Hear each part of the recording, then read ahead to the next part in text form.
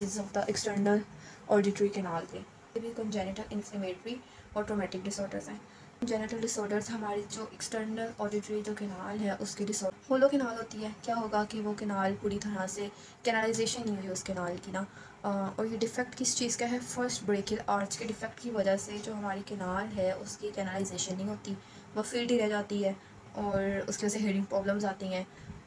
Collateral fistula बन सकता है। कोलेटरल फिस्टुला का क्या मतलब होता है कि एक ओपनिंग तो है उसकी ईयर के अंदर और दूसरी ओपनिंग हो रही है बिलो द मैंडिबल, उसकी ओपनिंग बन रही है, ये फिस्टुला ट्रैक बन जाता है पूरा ना। ये भी कंजेनिटल डिसऑर्डर है। ट्रोमेटिक डिसऑर्डर से ईयर कैनाल में माइनर भी होते हैं, मेजर भी होते हैं।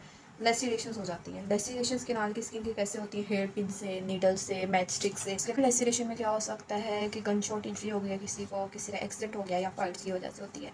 उसके बाद जो इन्फ्लेमेटरी डिसऑर्डर्स हैं ईयर कैनाल की, वो इन्फेक्टिव ग्रुप है, रिएक्टिव ग्रुप है। जो इन्फेक्टिव ग्रुप है वो ज़्यादा इंपॉर्टेंट है। इसमें आ जाता है फ्रंकुलोसिस। फ्रंकल्स का कोज क्या है? स्टेफ ओरियस, ये इसका कॉजेटिव ऑर्गेनिज्म है। देन पेशेंट कैसे प्रेजेंट करेगा? पेशेंट प्रेजेंट करता है कि जो हमारी ईयर कैनाल है ना, आउटर कैनाल के अंदर पेनफुल नोड्यूल प्रेजेंट होता है, जिसकी वजह से क्या होता है कि मूवमेंट ऑफ द पीना बहुत ज़्यादा पेनफुल हो जाती है। जो movements showing swelling type movements भी बहुत ज़्यादा पेनफुल हो जाती हैं। मेस्टोइड का एसोसिएटेड एडिमा होता है और जो पेरी ओरिकुलर लिम्फ नोड्स हैं वो भी इनलार्ज हो जाते हैं। ट्रीटमेंट इसका क्या है कि हमने सिस्टेमिक एंटीबायोटिक्स देनी है, एनाल्जेसिक्स देनी है और साथ में लोकल हीट, और इसके अलावा इक्टामोल ग्लाइसिरोल हम देते हैं। और अगर एब्सेस बन गई है तो हम उसकी इंसिडेंट ड्रेनेज भी कर देंगे। कुछ केसेस ऐसे होते हैं कि उसमें रीअक्रेंस हो रही होती है फ्रंकुलोसिस की, और अब रीअक्रेंस किन पेशेंट्स में होती है? या तो वो डायबिटिक है, या तो जो उनका नेज़ल वेस्टिब्यूल है वहाँ पर स्टेफ ओरियस का इन्फेक्शन हुआ है, या उनको स्किन में स्टेफ ओरियस का इन्फेक्शन है। तो हमने इन 3 केसेस एक्सटर्नल इसमें क्या होता है कि डिफ्यूज जो होल हमारी एक्सटर्नल ईयर कैनाल है ना उसकी इन्फ्लेमेशन हो जाती है। इसका कॉज है हॉट ह्यूमिड क्लाइमेट में या स्विमर्स में ये बहुत ज़्यादा देखा जाता है। इसके अलावा जिनमें एक्सेसिव स्वेटिंग हो रही हो, उनमें कोई ईयर कैनाल का ट्रोमा हो गया है, कोई पैथोजेनिक ऑर्गेनिज्म आ गया है, वही जैसे स्टेफ ओरियस से ज़्यादातर कॉमन है इन केसेस में ना। Staph aureus, E coli, Proteus, Bacillus, कोई भी ऑर्गेनिज्म हो सकते हैं। ये ट्रोमेटिक कॉजेज़ लिखे हुए हैं, ये इन्फेक्टिव कॉजेज़ लिखे हुए हैं। डिफ्यूज़ ओटाइटिस एक्सटर्ना आगे, डिफ्यूज़ ओटाइटिस एक्सटर्ना आगे क्लिनिकली प्रेजेंट करता है एक्यूट फेज़ में और क्रॉनिक फेज़ में। एक्यूट फेज़ में क्या होगा कि हमारा जो ईयर है इसमें हॉट बर्निंग सेंसेशंस आती हैं, साथ में पेन हो रही होती है, जो मूवमेंट्स पेनफुल हो जाती हैं। अब इसमें डिस्चार्ज कैसा होता है? ईयर में अपने एक बात याद रखनी चाहिए, डिस्चार्ज बहुत ज़्यादा नोट करना है हर चीज़ में ना।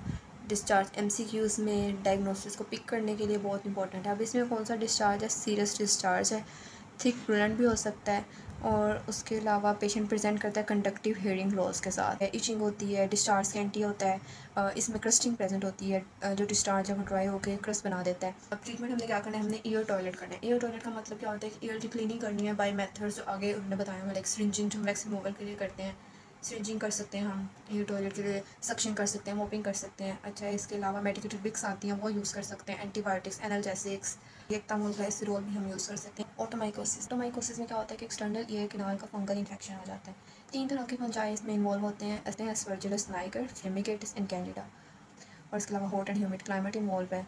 और कुछ लोग टॉपिकल एंटीबायोटिक्स बहुत ज़्यादा यूज़ कर रहे होते हैं, उसकी वजह से भी माइकोसिस हो सकती है। पेशेंट प्रेजेंट कैसे करेगा?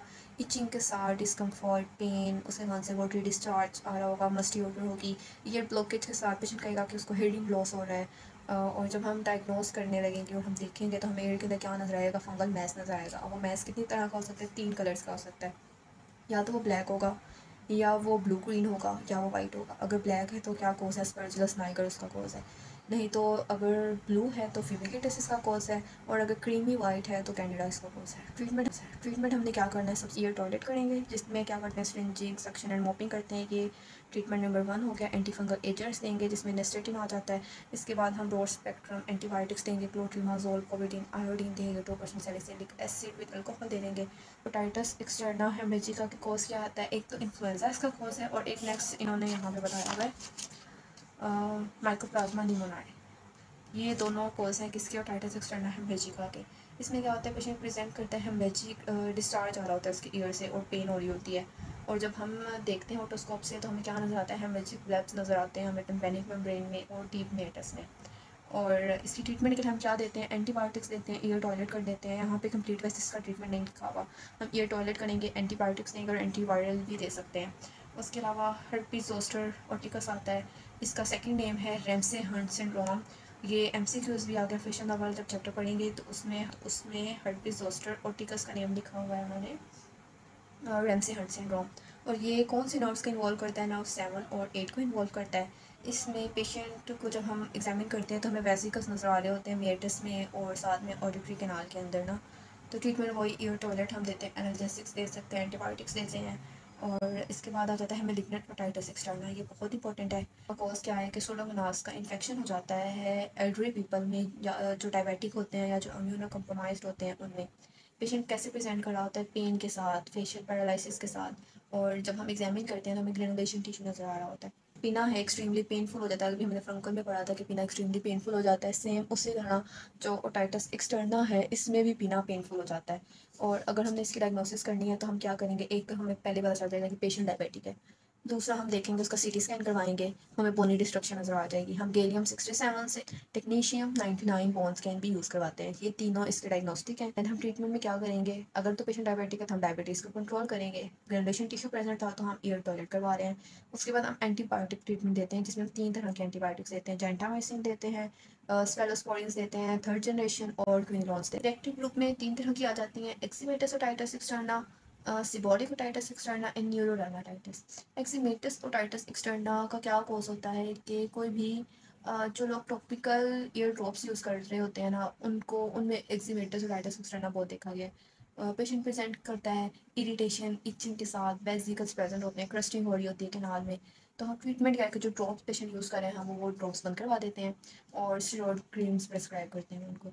इसके अलावा सिबोरिक ओटाइटिस एक्सटर्ना, सिबोरिक से वैसे पता चल रहा है कि seborrhoeic dermatitis of the scalp के साथ एसोसिएटेड है सिबोरिक ओटाइटिस एक्सटर्ना।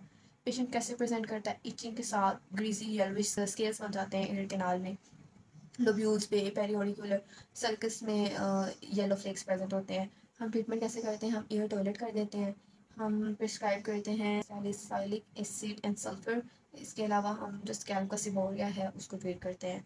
न्यूरोडर्माटाइटिस में क्या होता है कि ये साइकोलॉजिकल फैक्टर्स इन्वॉल्व होते हैं। कुछ पेशेंट्स को, कुछ पीपल को बहुत अर्ज होती है कि वो अपने कान में उनकी इचिंग होती रहती है।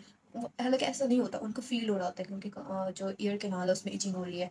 इसका ट्रीटमेंट क्या है कि हम साइकोथेरेपी देते हैं उनको, उनके ईयर पैकिंग कर देते हैं और ईयर बैंडेज कर देते हैं ताकि उनकी असेसी रुक जाए, वो अपने कैनाल को असेसी ना कर पाएँ।